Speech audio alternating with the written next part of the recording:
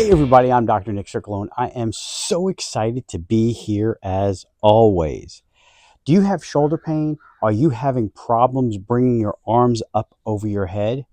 Well, this video is for you. It's called Scapular Dyskinesis, and I'm going to give you a way to check to see if you have scapular dyskinesis and several exercises to help decrease the pain and increase your range of motion in the shoulders.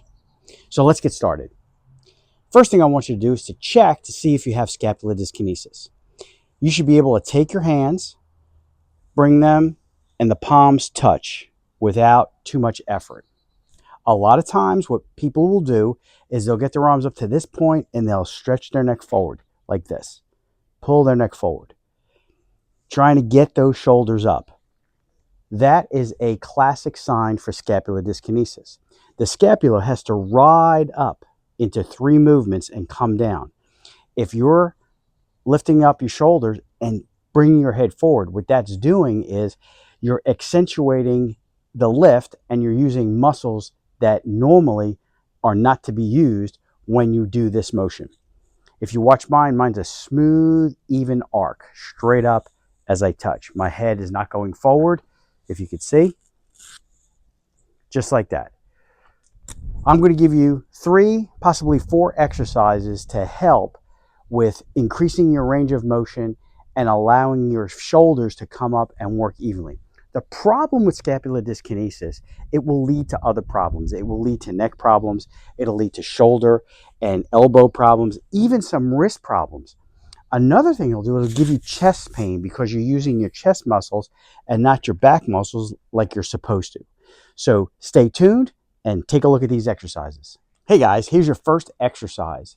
It's called up and overs. What I try to do is make sure that you have a good band, not too tight. You don't want something really heavy. It's supposed to just have it light.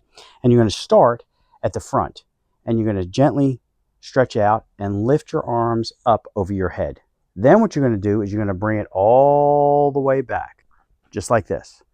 Up and forward without snapping the band, keeping it up and bringing it back this way. What I see a lot of patients do is they'll bring the arms out, get to this point, come back to here, and they'll bring their shoulders in almost like a W. That's not what you want to do. You want to keep it nice and even. Watch me as I go back. I'm not bringing the bands back this way. I'm keeping them out and bringing it straight over. You want to keep that constant pressure on the band. Another thing you can do that's going to really help is a tricep stretch. So what we're going to do is we're going to take the band, holding it in one hand. You don't have to double it up, but I'm doubling mine up. Take it in your hand, reach back so you're in this position, and you're going to pull down like this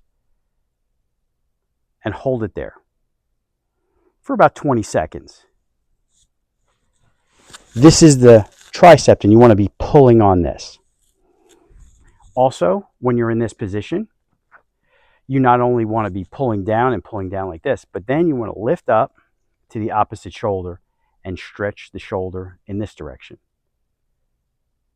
You may not be able to get it all the way up like I'm doing. Takes time, takes a little bit of practice. But now you're working the shoulder. Try not to roll your shoulder too far forward and try not to pull it back. And that'll help open up that scapula. Another exercise which I really like to do is take the bands again, bring it over my head this time. And then what I want to do is I want to lean to one side. As I'm leaning to one side, I'm pulling this arm down and I'm pushing this arm up. So I'm literally widening it. Now, watch my body because some people will do this. They'll turn. What I want you to do is stay straight, lean over, look down at your elbow and pull and push out. Let's look at that sideways. I'm here, I'm pushing towards you and pulling out towards you, keeping my head straight and turning my neck into my elbow. What that's going to do is not only going to stretch out your shoulders and your scapula, it's going to open up that sternocleidomastoid muscle, or the SCM, which is implicated sometimes in scapular dyskinesis. Another exercise I like to do with the bands is hands are down like this, and I want to pull out like this. Now, I don't want you pulling forward. You want to keep it as close to your body as possible, and you're just pulling out. You're not stretching back, you're just pulling it out this way and holding it there and bringing it back in. Pulling it out, holding it for about 15 seconds, and then letting it relax. What that's going to do is going to help open up that shoulder, open up that scapula, and give you more range of motion. Remember, the goal is to have motion where you can lift that arm. A lot of patients, we have a hard time lifting it even in this direction. They'll get it to this point and they'll be like, oh, that hurts. Or they'll get it to here and they'll drop and it'll click. All of this can be part of the shoulder. A lot of times it's a scapular dyskinesis. It could be a neck problem, so you want to evaluate it by a professional.